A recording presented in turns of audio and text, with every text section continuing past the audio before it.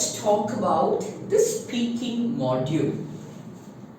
For many of the candidates, they are afraid of the speaking test. But I would like to tell you that this is my favorite section because you get the opportunity to express your ideas, and who better than the individual to speak about the individual. So please enjoy the speaking test. Now, how is the speaking test conducted? The speaking test is always a one-on-one. The candidate meets the examiner, and thereafter the examiner takes over. So all that the candidate has to do is be alert and get ready to give their best answer. The speaking test in the IELTS has, as I've mentioned on many occasions, 3 parts. The first part is a dialogue. What do we mean by a dialogue? A dialogue is somebody asks you a question and you reply in a sentence or in an expanded manner. But we do not use single words. That's not a conversation. So part 1, be prepared that the examiner is going to ask you questions, and it's more or less to get you to settle down and not feel afraid. So all the questions are about yourself.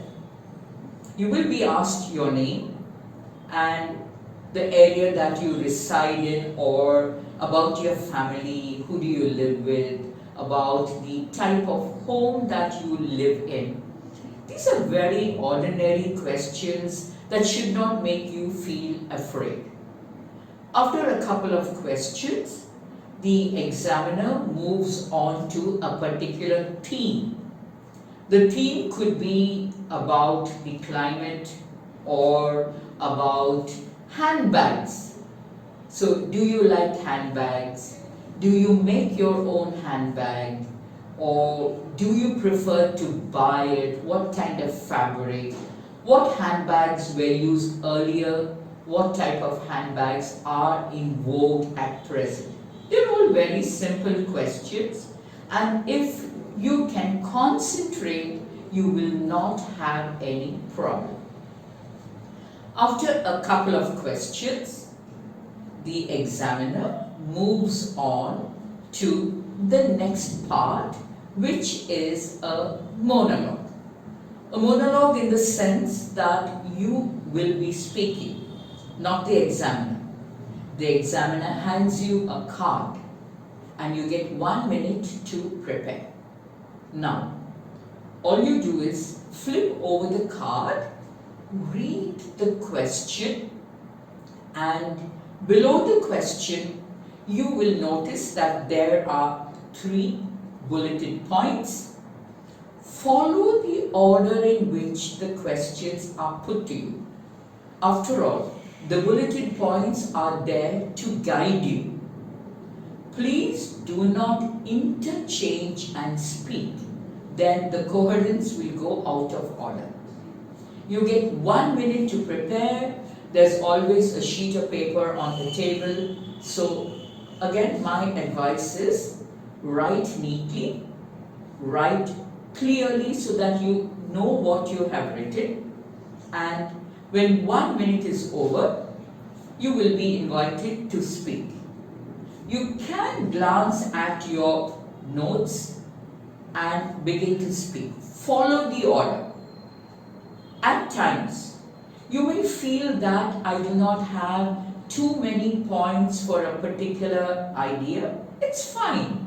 Move on to the next point and the next point, and when the examiner stops you, you would have covered all the bulleted points that were there on the card. This is the only section where you are given a moment to prepare and then you speak. But as we move on to part 3, The questions could be directly related to part 2, or it could be indirectly related to what you spoke for almost 2 minutes or 2 minutes. Now, let me just give you an example. If you had a question to talk about a sporting event that you participated in or you watched, well, perhaps you might have spoken about some event that took place in your college, or you might want to speak about watching the Olympics that you watched on television. And from this question, you could get direct questions like, do you go to sporting events very often? What is your opinion about watching sports? So these are direct. And then it could go on to indirect questions about sponsorship. What is the benefit for companies who sponsor these sporting events? What do you think would be the future of international sports? It could go from the direct into the abstract. Well, this is the pattern. Now, how do I get to answer these questions? It's very simple. Every day, we look at things happening around us. We read the newspapers. We watch the news. We watch special events. And all that we have been doing over the past months or years is definitely registered in our mind. And at the time when you have to give a test, it's easy enough to bring all these ideas and express it in your own words.